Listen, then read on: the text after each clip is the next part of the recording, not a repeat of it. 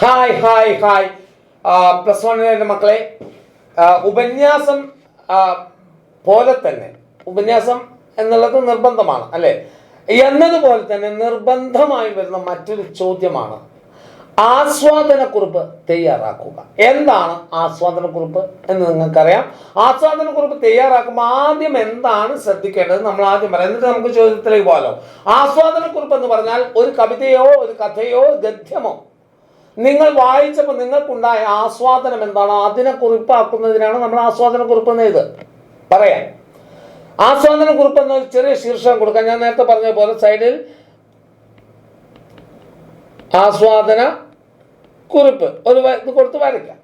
അതിനുശേഷം ആസ്വാദനക്കുറിപ്പിൽ ആദ്യം എഴുതേണ്ടത് എഴുത്തുകാരനെ കുറിച്ചായിരിക്കണം നിങ്ങളുടെ ആമുഖം ഉണ്ടായിരിക്കേണ്ടത്.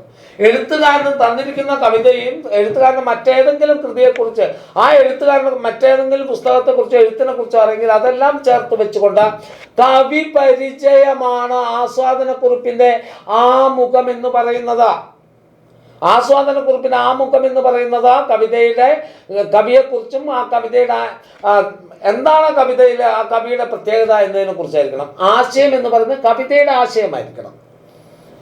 കവിതയുടെ ആശയം ഭംഗിയൊക്കെ എഴുതിയതിനു ശേഷം അവസാനം നിങ്ങൾ ആ കവിതയിൽ എന്തെങ്കിലും അലങ്കാര ഭംഗിയുണ്ടോ, ഒരു കാര്യം പറയാൻ വേണ്ടി മറ്റെന്തെങ്കിലും കാര്യം ഉപയോഗിച്ചിട്ടുണ്ടോ, അങ്ങനെയുള്ള പ്രത്യേകതകളായിരിക്കണം അവസാന പാരഗ്രാഫിൽ എഴുതുന്നത്. ഇങ്ങനെയുള്ള ഫോർമാറ്റാണ് ശരിക്കും ആസ്വാദനക്കുറിപ്പ് എഴുതാൻ ആസ്വാദനക്കുറിപ്പിന്റെ ഫോർമാറ്റ് എന്ന് പറയുന്നത്. അതിനുശേഷം നോക്കൂ, 2022 ചോദിച്ചൊരു മനുഷ്യനും പ്രകൃതിയും ഇണങ്ങി ജീവിച്ച ഒരു കാലമുണ്ടായിരുന്നു. ഈ പ്രസ്താവനയെ മുൻനിർത്തി വേരുകൾ നഷ്ടപ്പെടുന്നവർ എന്ന ലേഖനത്തിന് ആസ്വാദനക്കുറിപ്പ് തയ്യാറാക്കുക. അടുത്തത് ദൃഢവും ആഹ്ലാദപ്രദവുമായ ദാമ്പത്യ ബന്ധത്തിന് ആവിഷ്കാരം ഊഞ്ഞാലിൽ എന്ന കവിത. ഈ ആശയം മുൻനിർത്തി കവിതയ്ക്ക് ഒരു ആസ്വാദനക്കുറിപ്പ് തയ്യാറാക്കുക. അരുളില്ലാതെ അസ്ഥി തോൽ സ്ഥിര നാറുന്നൊരുടമ്പ് താൻ മരുവിൽ പ്രവഹിക്കും അമ്പു വാ അല്ലെ പുരുഷൻ നിഷ്ഫല ഗന്ധ പുഷ്പമാം അനുകമ്പ ശതകം. ശ്രീനാരായണ ഗുരുവിന്റെ വരികളിലെ ആശയത്തെ അപഗ്രഥിച്ച് ആസ്വാദനക്കുറിപ്പ് എഴുതുക. അപ്പോൾ ഇതില് അപഗ്രഥിക്കാൻ അരുളില്ലാത്തവൻ എന്നുള്ള ആസ്വാദനക്കുറിപ്പിന് ശ്രീനാരായണ ഗുരുവിൽ നിന്നും സാധ്യത കുറവാണ്. നേരെ മറിച്ച് അതിലേതെങ്കിലും എന്താ പറയാ, അതിൽ അവതരിപ്പിച്ചിരിക്കുന്ന ഗഹനമായ തത്വത്തെക്കുറിച്ച്, ശ്രീനാരായണ ഗുരുവിന്റെ തത്വത്തെക്കുറിച്ച് എന്തെങ്കിലും ഒരു ചോദ്യമായിരിക്കും വരിക.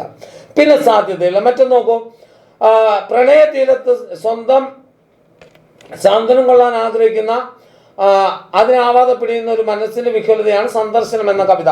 മറ്റൊന്ന് വന്നിരിക്കുന്നത് ജലനപ്പുറം. നോക്കൂ, സാധ്യതയിൽ ആദ്യ സാധ്യത നമുക്ക് സന്ദർശനത്തിന് കൊടുക്കണം. ആസ്വാദനക്കുറിപ്പിന് സാധ്യതയുള്ളത് ഒന്ന് ഇതാണ്. രണ്ടാം സ്ഥാനം നമുക്ക് ഇതിന് കൊടുക്കണം. കാരണം രണ്ടിലും ആവർത്തിച്ച് വന്നിരിക്കുന്നത് സെയിമാണ്. ആസ്വാദനക്കുറിപ്പ് എഴുതുമ്പോൾ എന്തൊക്കെ ചെയ്യണം എന്നുള്ളതും എന്താണ് അതിൻ്റെ രീതി എന്നതും കൃത്യമായി പഠിച്ചു വെക്കുക. അതിനുശേഷം ഒന്നാം സ്ഥാനം സന്ദർശനം എന്ന കവിത ആസ്വാദനക്കുറിപ്പിന് ചോദിക്കാം എന്ന ഒരു തീരുമാനം നിങ്ങളിൽ ഉണ്ടാകണം എന്ന് മാത്രം അവതരിപ്പിച്ചുകൊണ്ട് നമുക്ക് നിർത്താം. മക്കളെ, ക്ലിയർ ആണോ മക്കളെ? ഓക്കെ ആണോ?